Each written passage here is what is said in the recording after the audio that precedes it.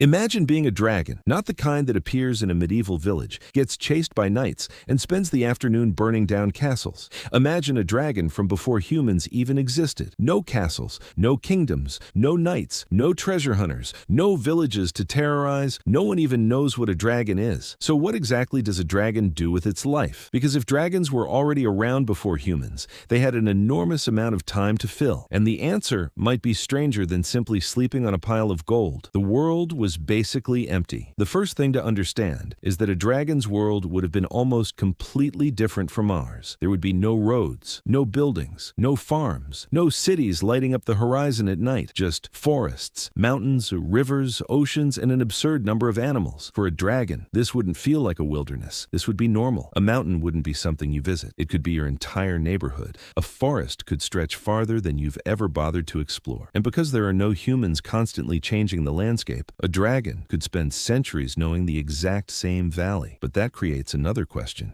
If you can fly almost anywhere, why stay in one place? Dragons would need territory. The simplest answer is food. A giant creature needs a lot of it. And if several dragons lived in the same area, they couldn't all hunt wherever they wanted. So dragons would probably have territories, not because they had maps, because they would remember, this river is mine. That mountain is mine. That valley has enough food. And if another dragon starts flying through it too often, there's a problem. This could make a dragon's world surprisingly territorial. A young dragon might spend years exploring farther and farther from home, not because it was looking for adventure, because eventually it would need a place of its own, and finding one wouldn't be easy. The best territory would already belong to someone. But what would dragons even hunt? This is where the fantasy version gets interesting. A dragon is usually shown eating whatever happens to be nearby. But if we're imagining a creature large enough to fly, fight, and survive for centuries, finding food would probably be one of the biggest parts of its life. And dragons wouldn't just be flying around looking for something to burn. They'd have to learn which animals are dangerous, which ones are easy to catch, where do they move during different seasons, where can you find food when winter arrives. A young dragon would have to figure all of this out, and that means older dragons could have something younger ones desperately need: experience. A dragon that has survived for hundreds of years would know its territory better than anything else living there. It would know where the herds move, where storms usually arrive, which caves stay warm, which mountains become dangerous during winter. To a young dragon, that knowledge could be more valuable than treasure. And then there were other dragons. Now imagine meeting another dragon, not a knight, not a human, another creature exactly like you. That changes everything, because dragons wouldn't just have to understand the animals around them, they'd have to understand each other. Maybe some dragons would stay alone, maybe others would form temporary groups, maybe territories would overlap, and maybe every dragon would have its own personality. One might spend most of its life exploring,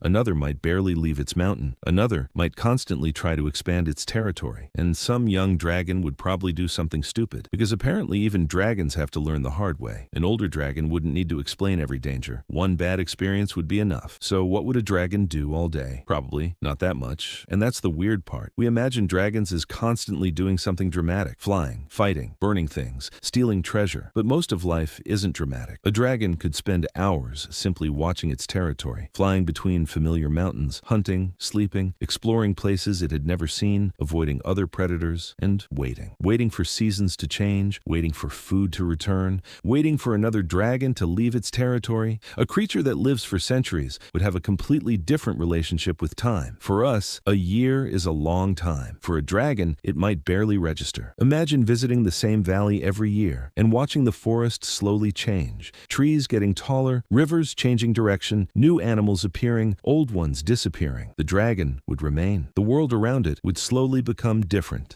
But dragons would get bored. This is the part nobody thinks about. What does a creature that can fly, breathe fire, and live for centuries do when it has absolutely nothing to do? At first, exploring would probably be exciting. Then, you've seen that mountain, you've crossed that river, you've flown over that forest, you've visited the coast. Eventually, even an enormous world can start feeling small. So dragons might create their own challenges, flying farther, reaching higher, exploring deeper caves, testing what they can survive. Maybe young dragons would play fight. Maybe they would race each other through mountains. Maybe an older dragon would simply watch everything from a cliff because it has already done all of this before. And that could explain something interesting about dragons. They might not be obsessed with treasure because gold is useful. They might collect unusual things simply because they need something to make their enormous lives feel meaningful. Which brings us to the strangest part. Before humans, what was treasure? Gold doesn't naturally exist placed in neat piles. Someone has to find it, move it, collect it, store it. So if dragons existed before humans, their famous treasure hoards wouldn't necessarily look like the ones in stories. Maybe a dragon would collect whatever it found interesting. Huge bones, rare stones, strange shells, pieces of volcanic glass, objects from places it had traveled, things that had absolutely no practical value. The dragon might not even understand why it likes them. It just remembers where each one came from. And after hundreds of years, the pile grows. Not because the dragon is rich, because it's basically keeping souvenirs from a life that lasted far longer than anything around it. Then humans arrive, and eventually humans appear. At first, they probably wouldn't matter much. A few tiny creatures walking around below a mountain. Compared with a dragon, they're almost irrelevant. But humans have something most animals don't. They change everything around them. They build, they farm, they explore, they create roads, they dig into mountains, they start taking resources, and eventually they start noticing the dragon. This is where the dragon's ancient quiet world begins to change. A mountain that was once just home suddenly becomes a legend. People start telling stories about something living there. Then they start searching for it. And eventually, the dragon isn't just an animal anymore. It's a monster,